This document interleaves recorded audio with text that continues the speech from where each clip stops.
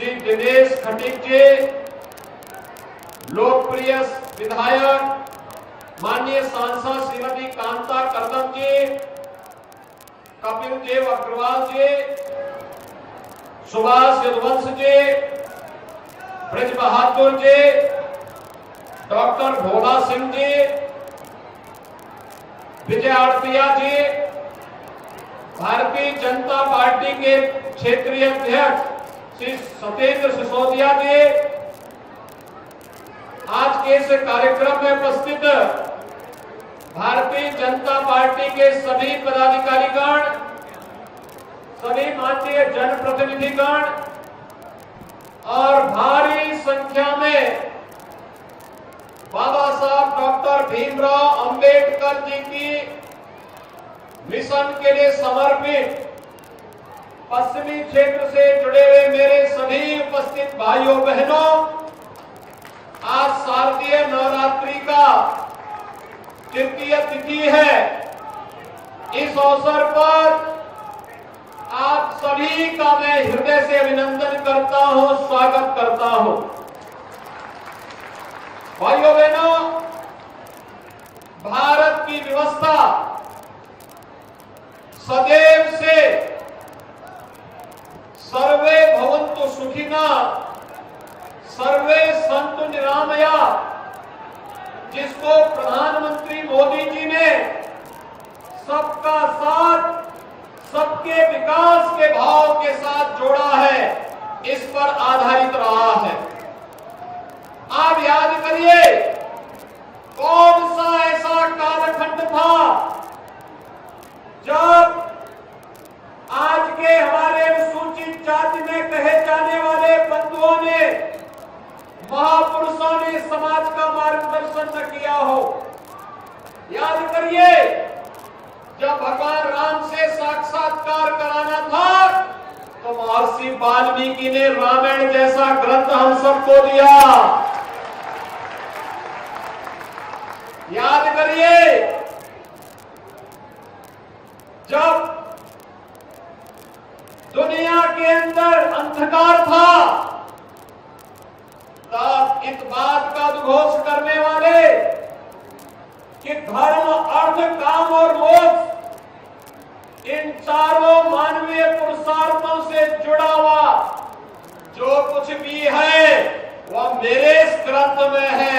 जो इस ग्रंथ में नहीं और अन्यत्र कहीं नहीं। भगवान वेद व्यास ने इसी तरह से उद्घोष किया था, महाभारत जैसा महाकाव्य रच करके। और याद करिए, मध्यकाल में याद करिए, मन चंगा तो कठौती में गंगा का उद्घोष करने वाले संत रविदास जी को भी इसी समाज ने आगे बढ़ा करके भक्ति का एक ऐसा संदेश दिया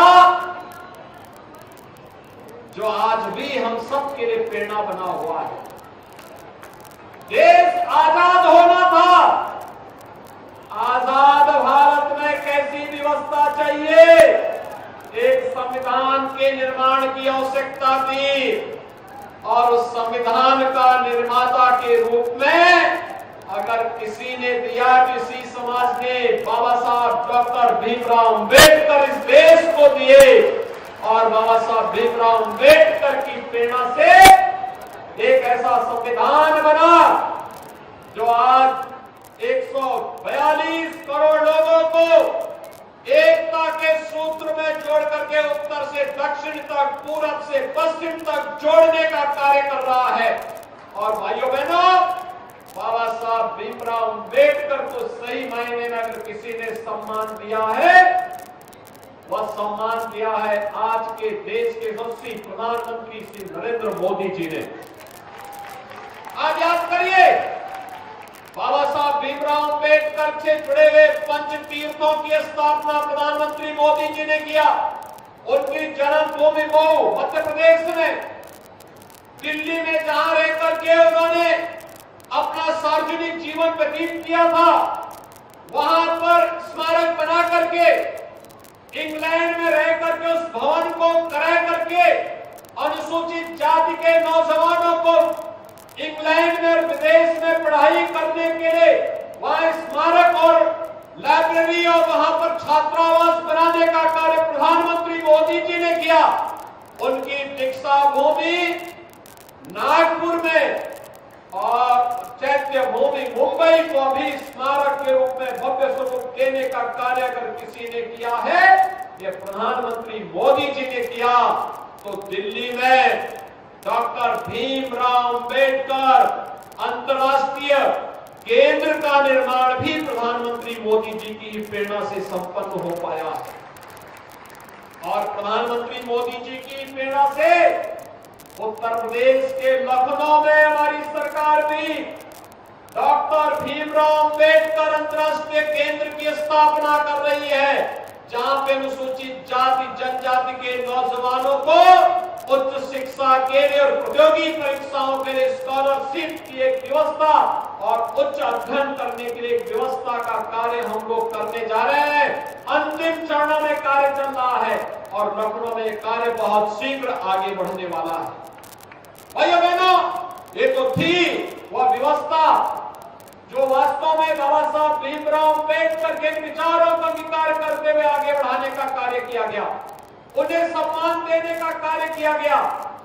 लेकिन सही मायने में अगर आप देखेंगे तो बाबा साहब भीमराव अंबेडकर के उन विचारों को जमीनी धरातल पर उतारने का कार्य भी आजादी के बाद पहली बार प्रधानमंत्री मोदी जी के नेतृत्व में उतर पाया है। सबका साथ और सबका विकास का ये नारा केवल नारा नहीं है, ये योजनाओं में भी दिखता है। पहले योजनाएं बनती थी व्यक्ति को लेकर के, जाति को लेकर के, मत और मजहब को लेकर के। आज योजनाओं का लाभ बिना भेदभाव के उपलब्ध कराया जाता है। मकान मिलेगा अनुसूचित जाति को 100% सिचुएट करने के लिए। आवास की सुविधा का लाभ उनको पूरी तरह कवर करने के लिए, संतृप्त करने के लिए। शौचालय की सुविधा का लाभ उन्हें पूरी तरह संतृप्त करने के लिए। स्वास्थ्य की सुविधा का लाभ पूरी तरह संतृप्त करने के लिए। हर प्रकार की सुविधा का लाभ उन तक पहुंचाने के लिए। भाइयों बहनों, असीम अरुण जी ठीक ही बोल रहे थे कि हंसी आती है हमें उन लोगों पर जिन लोगों ने अनुसूचित जाति के लोगों को सर्वाधिक अत्याचार किया और उनका शोषण किया। जब आज वे बाबा साहब भीमराव अंबेडकर का नाम लेते हैं, जब वे मान्यवर कांशी राम जी का नाम लेते हैं, तो उनके उन बातों पर हंसी आती है और हमें लगता है कि क्या सचमुच ये लोग इस कार्य को करेंगे कि क्या कालनेमी के रूप में ये लोग केवल छलावा करने का काम कर रहे हैं? क्या ये सच नहीं? 2015-16 में समाजवादी पार्टी ने अनुसूचित जाति के सभी छात्रों की छात्रवृत्ति रोक दी थी। क्या ये सच नहीं कि सहारनपुर के मेडिकल कॉलेज का नाम बदलने का पाप भी समाजवादी पार्टी ने किया था? और क्या ये सच नहीं लखनऊ में भी भाषा विश्वविद्यालय का नाम बदलने का काम इसी समाजवादी पार्टी ने किया था? आज तो प्रधानमंत्री मोदी जी ने प्रधानमंत्री स्वामित्व योजना लागू की है और स्वामित्व योजना में भाइयों बहनों अब तक 66 लाख परिवार ऐसे हैं जिनको जहां पर उनका मकान है वहीं पर उनको पट्टा भी हो गया और जमीन उन्हीं के नाम पर करने की कार्रवाई को आगे बढ़ा दिया गया है। और आज मैं फिर आपको इस मंच से घोषणा करने के लिए आया हूं, हमारी सरकार इस बात के लिए पूरी प्रतिबद्ध है जहां पर अनुसूचित जाति जनजाति से जुड़ा हुआ कोई व्यक्ति निवास कर रहा है, अगर आरक्षित श्रेणी की वो भूमि नहीं है तो उसको वहीं पे मकान बनाने का पट्टा उस जमीन का उसको उपलब्ध करवाने की कार्रवाई डबल इंजन की सरकार करेगी। आपके द्वारा चुनी गई ये सरकार कर रही है और करेगी। आरक्षित श्रेणी की भूमि होगी तो वहां पर फिर अतिरिक्त भूमि उनको दे करके उनके पुनर्वास की प्रॉपर व्यवस्था होगी। उत्तर प्रदेश में भी भारतीय जनता पार्टी की सरकार आई, बाबा साहब भीमराव अंबेडकर की जयंती का कार्यक्रम हो, संत रविदास जी की जयंती का कार्यक्रम हो, महर्षि वाल्मीकि जी की जयंती का कार्यक्रम हो, या फिर कावड़ यात्रा का कार्यक्रम पूरी भव्यता के साथ सभी आयोजन होते हैं, इस कार्यक्रम में कोई भी विघ्न और बाधा नहीं डाल सकता है। आज के दिन पर आप देखते होंगे कितने धूम धड़ाके के साथ यात्राएं निकलती हैं, पर्व और त्योहार कितने शांतिपूर्ण तरीके से संपन्न हो रहे हैं। ये आपके सामने एक मिसाल है। जागरूकता के एक अभियान के क्रम में हम सब आपके बीच में आए हैं। आप सब जानते हैं मोदी जी के लिए हमेशा समाज के अंतिम पायदान पर बैठा हुआ व्यक्ति उतना महत्वपूर्ण है, क्योंकि वह आधार है, समाज की आधार है, राष्ट्र की आधारशिला है। अगर आधार मजबूत होगा, नींव मजबूत होगी, तो राष्ट्र का भवन भी अपने आप ही मजबूत हो जाएगा।